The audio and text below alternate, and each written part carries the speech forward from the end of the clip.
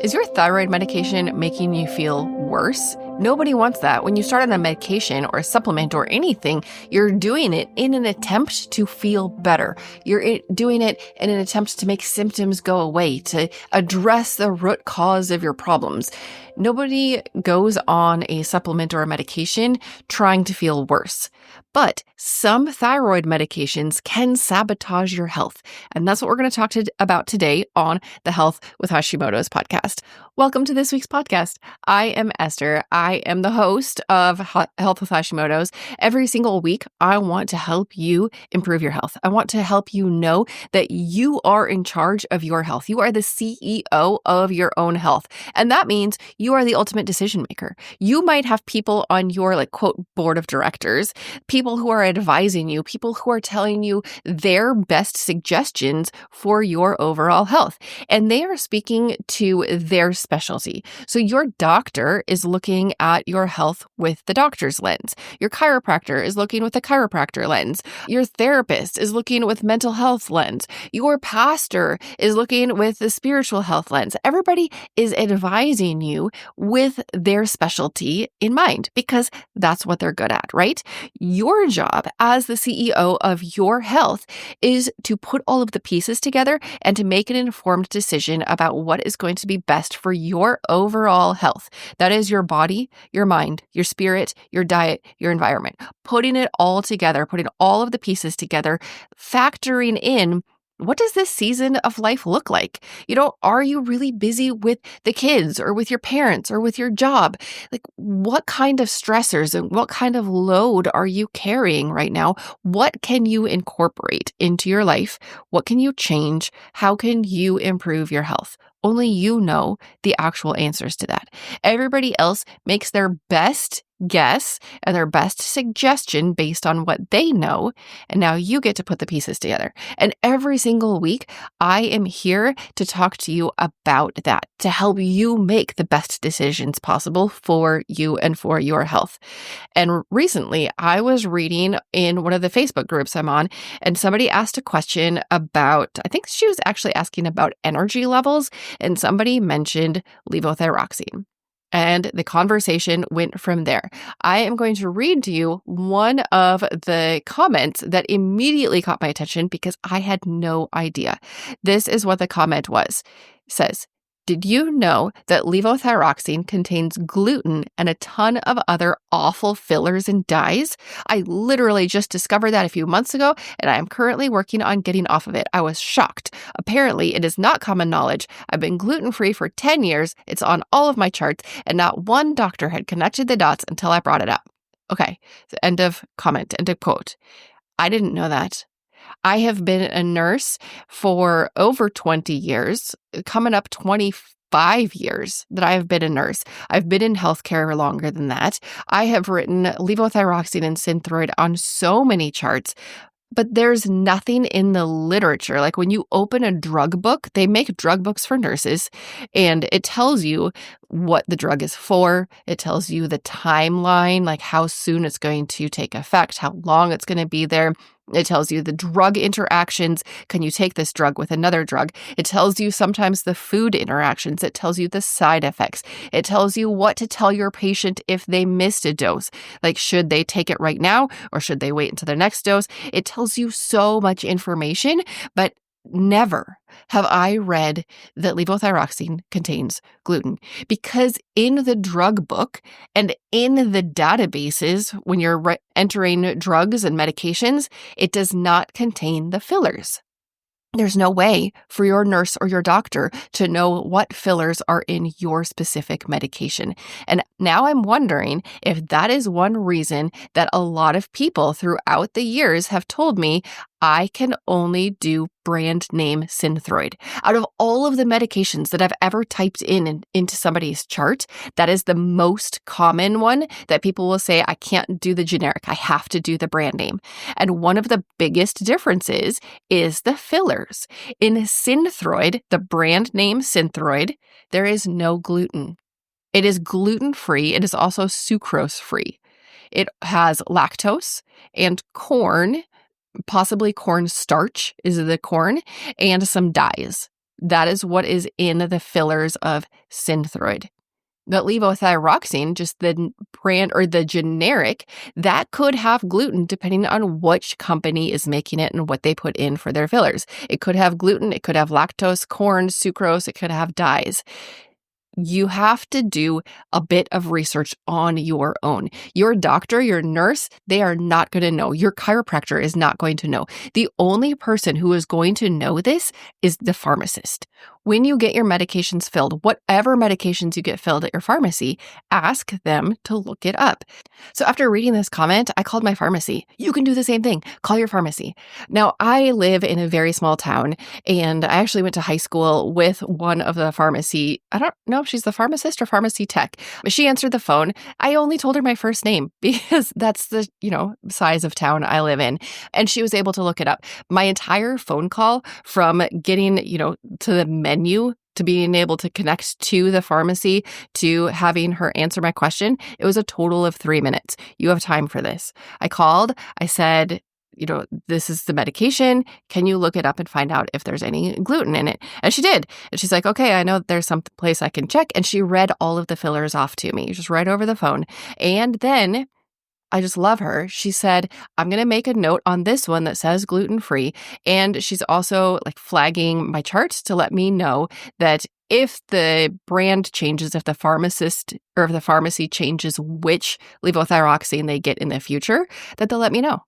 It was so simple. And now instead of worrying about it and, stressing out, I'm doing all these things to avoid gluten in my diet, to avoid gluten and wheat in my shampoo and conditioner, because they put wheat germ in there and they put other gluten things in so many different products. I do have an episode on that. It's the hidden sources of gluten episode 135. It's different places that you can look for your gluten. But at that time when I recorded episode 135, I did not know that it could be in your medication. And not just any medication, but medication specifically for thyroid. When so many people with Hashimoto's are trying to avoid gluten and it has it right in the medication, it does not make any sense. I cannot make it make sense. All I can do is tell you, hey, if you're avoiding gluten, this is something you might want to look into. Like I said, it did not take me very long to check it out. I did a Google to make sure that the person who was just commenting on Facebook actually knew their stuff. And I did find a chart that said levothyroxine can have gluten in it. Now, Synthroid does not have gluten. Unithroid does not have gluten. Levoxyl does not have gluten. In fact, that one is free of gluten, lactose, corn, and sucrose, according to the Paloma Health chart. And then Tyrosint doesn't have anything, and Euthyrox has corn, but that's it. So I did a Google search to find out, what's the truth of this comment. Now, let me let you know about fillers in T3. Okay, so you remember levothyroxine or Synthroid, all of those that I just read off, those are all T4. That is the hormone that your thyroid makes. It produces T4. Your body, primarily your liver, converts that T4 to T3. It happens at the cellular level all throughout your body, but the majority of it happens in your liver. And when it's converted to T3, then that's the active form of thyroid that your body can actually use. That's the ignition switch for your cells, turning your cells on, allowing your mitochondria to work, allowing your cells to have the energy that they need. And of course, you need energy. You need energy at the cellular level. You need every single cell to be doing its job. If we're not all doing our jobs, then we don't work, right? So you need every single cell to be doing its job. When your cells are doing their job, then your organs and your tissues can do their job, and then you can do your job. So let's get our T4 to convert to T3. But sometimes it's not working. And if it's not working, first of all, enroll in the Holistic Hashimoto's course. It is my program so that you can figure out the shortcuts to getting your root causes resolved. I walk you through what are your root causes. Now, that is a mini course. It's also included in the Holistic Hashimoto's program. And in less than an hour, you're going to be able to figure out what your root causes are without any labs, without any expensive stuff. It's just like you watch this video, I've got a workbook, and you get to figure out most of your root causes right there. But if your T4 is not converting to T3, you're going to have energy problems because your cells don't have that ignition switch. So some people need a combination medication. They don't need just the levothyroxine or Synthroid. They need a T4 and T3. And so that is Armour Thyroid. Armour Thyroid does not have any gluten. Liothyronine, that one is just corn. Again, no gluten. And some of them don't even have corn. NP thyroid, no gluten. It has lactose in it. So if you're staying away from lactose or dairy, you need to know that. And then Cytomel does have gluten. Cytomel is a combo T4, T3. So these things you do need to know, but the only way you can know, again, is by calling your pharmacist. That's the only way, because there's so many different companies that make these medications, and they each have their different blend of fillers. And so as long as we're talking about this, we have to talk about counterfeits. We have to talk about Amazon. I'm sorry. I know we all love Amazon. At least I love Amazon. I don't know about you.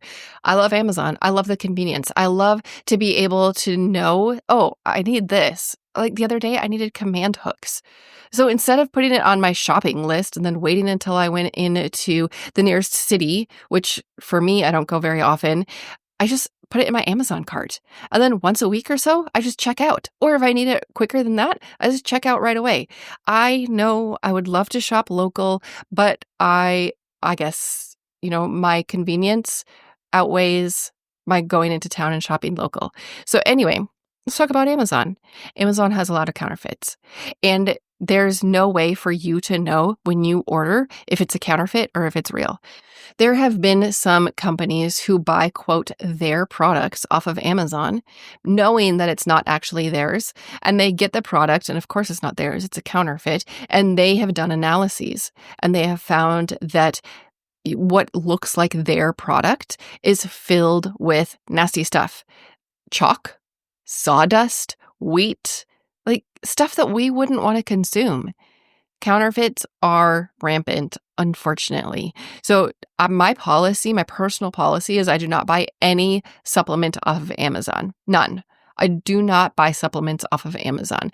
I use FullScript, which is kind of like the Amazon of good quality supplements. You do need a provider link in order to create an account with FullScript, and I have that down in the show notes or on my link page. Every single email I send out, pretty much every single email has in the PS, I have a section of helpful links, and my FullScript is in all of those, because I want good quality supplements. Now, FullScript does have thousands of different supplements.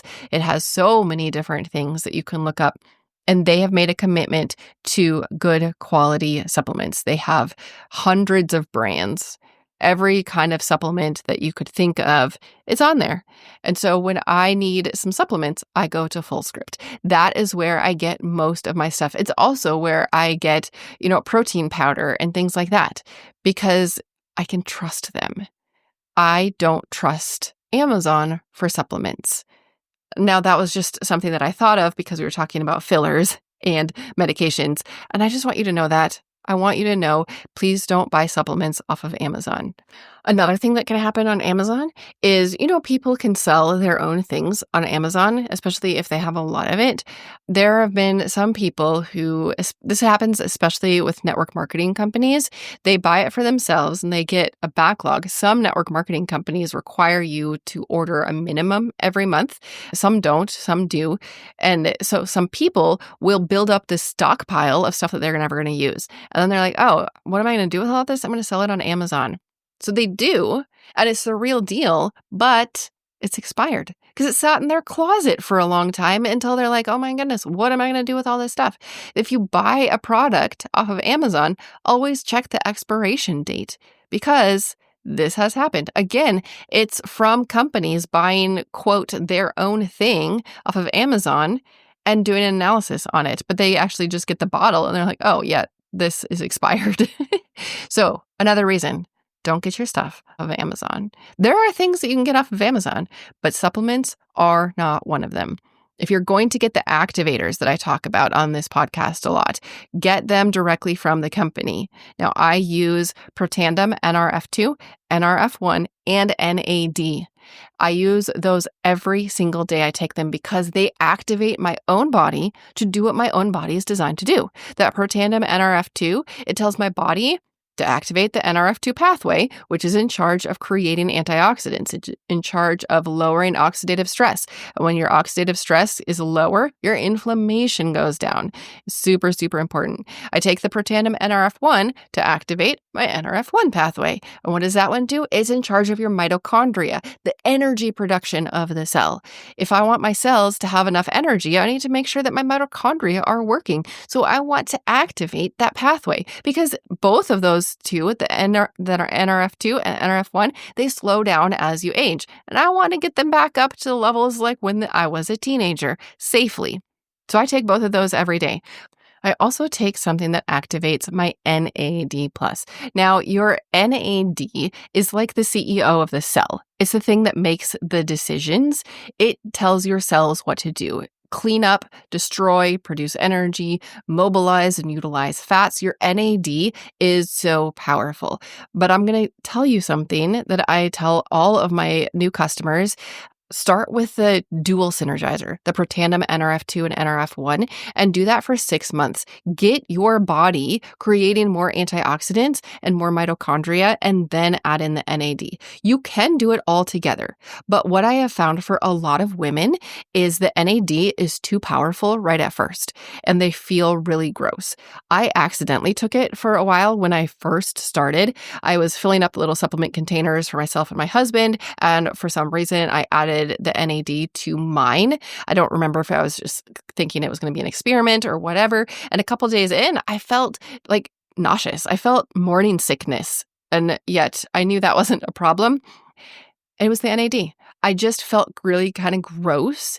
But after being on the dual synergizer, the Protandim NRF2 and NRF1 for 6 months, then my body was ready to add the NAD. I went off NAD for a while because of budgetary reasons, and my thyroid antibodies spiked. So I know personally that mobilizing my NAD, strengthening it, helping the CEO of my cells do his job is very important for me.